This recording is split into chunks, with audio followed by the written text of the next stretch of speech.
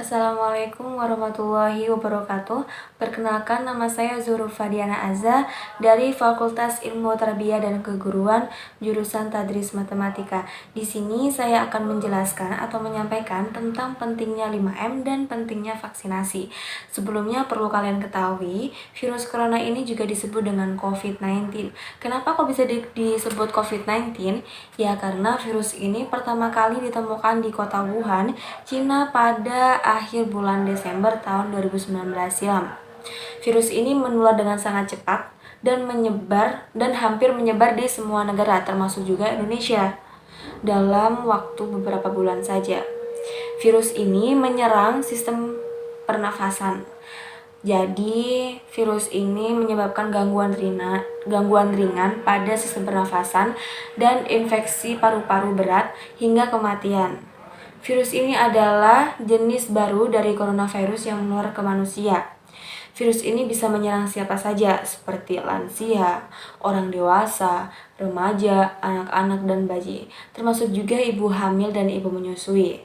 Hal tersebut membuat beberapa negara menerapkan kebijakan untuk memberlakukan lockdown dalam rangka mencegah penyebaran virus corona.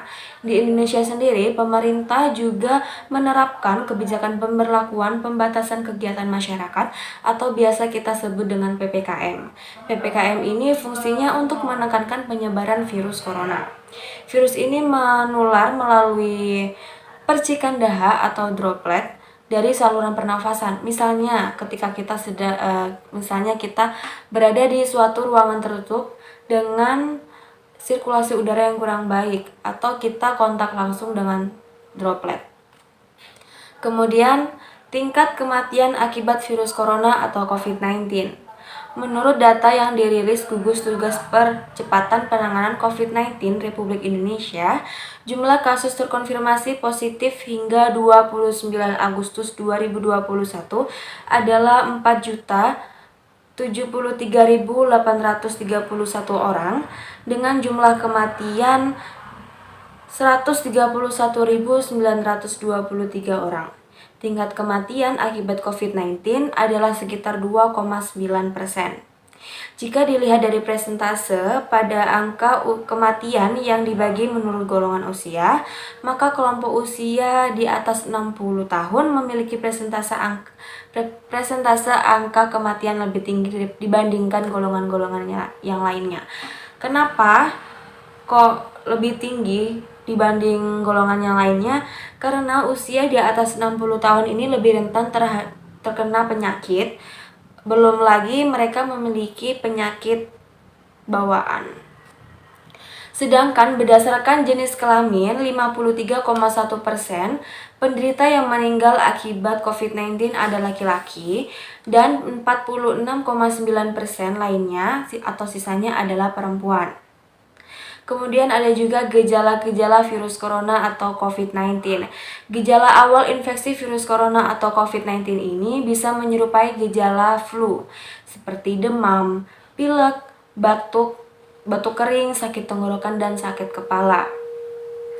Setelah itu, gejala dapat hilang dan sembuh atau malah memberat makin parah. Penderita dengan gejala yang makin parah atau makin berat bisa mengalami demam tinggi, batuk berdahak, batuk berdarah, sesak nafas, nyeri dada. Gejala-gejala tersebut muncul ketika tubuh kita bereaksi dengan virus corona ini. Secara umum, ada 3 gejala umum yang bisa menandakan bahwa seseorang ini terinfeksi virus corona atau COVID-19, yaitu demam dengan suhu tubuh di atas 30 derajat Celcius. Kemudian ada batuk kering, ada juga sesak nafas. Ada juga beberapa gejala lain yang juga bisa muncul pada infeksi virus corona ini, meskipun lebih jarang. Contohnya diare, sakit kepala, hilangnya kemampuan mengencap rasa, hilangnya kemampuan mencium bau atau anosmia, ruam di kulit, konjungtivitis. Nah, konjungtivitis ini adalah peradangan atau infeksi pada membran luar bola mata dan kelopak mata bagian dalam. Biasanya sih seperti mata merah, gatal-gatal, berair, ya iritasi begitulah. Gejala-gejala COVID-19 ini umumnya muncul dalam waktu 2 hari sampai 2 minggu setelah penderita terpapar COVID-19. Sebagian pasien yang terinfeksi virus corona bisa mengalami penurunan oksigen tanpa adanya gejala apapun. Kejadian ini biasa disebut dengan happy hypoxia. Penyakit corona merupakan salah satu penyakit yang sangat membutuhkan perhatian lebih dari pemerintah.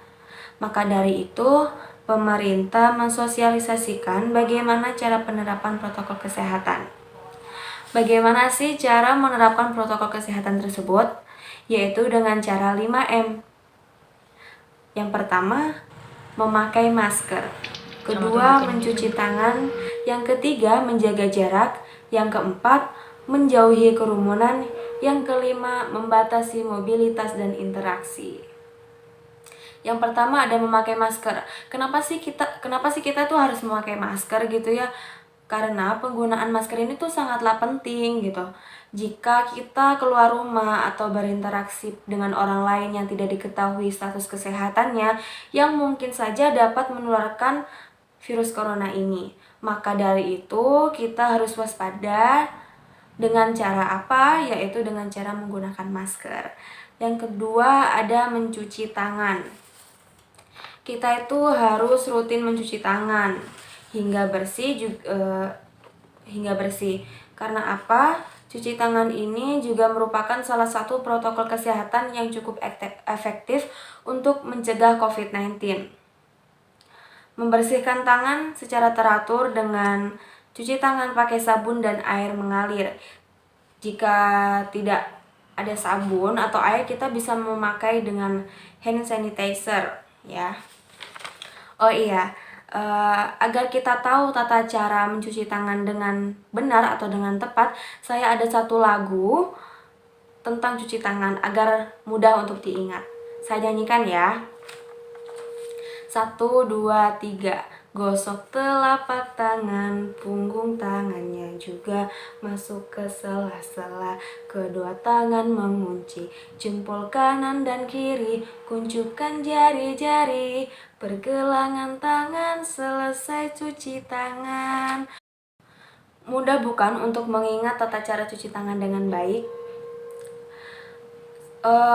Selalu menghindari menyentuh mata, hidung, mulut dengan tangan yang tidak bersih. Karena mungkin saja tangan kita ini mengandung virus atau terkontaminasi droplet gitu. Yang ketiga juga ada menjaga jarak. Menjaga jarak adalah kondisi di mana menjaga jarak dengan orang lain agar tidak terjadi penularan COVID-19 dengan jarak minimal 1 meter dengan orang lain agar terhindar dari droplet saat berbicara, batuk, bersin, atau berdesakan. Kemudian yang keempat ada menjauhi kerumunan. Menjauhi kerumunan merupakan protokol kesehatan yang harus dilakukan. Karena kerumunan adalah salah satu tempat penyebaran COVID-19. Ya, semakin banyak dan semakin sering kita bertemu orang, maka kemungkinan terinfeksi COVID-19 semakin tinggi. Oleh sebab itu, hindari tempat kerumunan atau tempat yang ramai, terutama bila sedang sakit atau yang sudah berusia di atas 60 tahun. Yang kelima ada membatasi mobilitas dan interaksi. Maksudnya di sini adalah jadi semakin banyak kita menghabiskan waktu di luar rumah, maka semakin tinggi pula kemungkinan kita terpapar virus ini. Oleh sebab itu, apabila tidak ada keperluan mendesak, tetaplah berada di rumah, jangan malah keluar rumah. Selain dengan menerapkan 5M tadi, kita juga disarankan untuk mengikuti program pemerintah, yaitu vaksin. Saya akan menjelaskan sekilas tentang vaksin COVID-19. Vaksin adalah produk biologi yang berisi antigen yang bila diberikan kepada seseorang akan menimbulkan kekebalan atau imunitas aktif terhadap penyakit tertentu. Umumnya vaksin mengandung zat yang mewakili kuman penyebab penyakit, yaitu kuman yang dilemahkan. Vaksin COVID-19 merupakan senjata yang ampuh untuk melawan wabah penyakit akibat virus corona. Beberapa orang mungkin merasa ragu atau enggan divaksinasi karena potensi efek samping yang ditimbulkannya. Namun, COVID-19 juga memiliki risiko kesehatan yang jauh lebih serius dan merugikan dibandingkan efek samping vaksin. Menurut WHO, vaksin COVID-19 yang resmi dan disetujui untuk digunakan telah melalui semua tahap untuk memastikan keamanan, kemanjuran, dan kualitas. WHO mengingatkan bahwa semua obat-obatan dan vaksin memiliki potensi efek samping. Dalam kebanyakan kasus, efek samping vaksin COVID-19 tergolong ringan.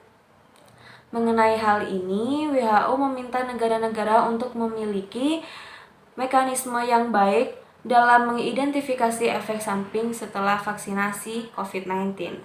Jika kita mendapatkan vaksin COVID-19, akan memperoleh banyak manfaat. Salah satunya adalah penurunan resiko mengalami gejala COVID-19 yang parah. Selengkapnya dilansir dari Pusat Pengendalian dan Pencegahan Penyakit dan Healthcare University of Missouri, berikut adalah manfaat vaksin COVID-19. Yaitu membantu menciptakan herd immunity. Pemberian vaksin COVID-19 bertujuan untuk mencegah dan memutus mata rantai penularan virus corona atau COVID-19. Kita bisa akhiri pandemi COVID-19 jika kita bersatu melawannya. Sejarah membuktikan vaksin beberapa kali telah menyelamatkan di dunia pandemi. Vaksin adalah salah satu temuan berharga dunia sains. Jadi jangan ragu dan jangan takut ikut vaksinisasi. Mari bantu tenaga kesehatan dan sesama kita yang terkena COVID-19. Kita peduli pandemi berakhir. Saya Zulfadiana Azza pamit untuk mengundurkan diri. Sekian penjelasan dari saya. Apabila ada salah kata, saya mohon maaf sebesar-besarnya. Saya akhiri. Wallahu muwaffiq ila aqwamit thoriq. Wassalamualaikum warahmatullahi wabarakatuh.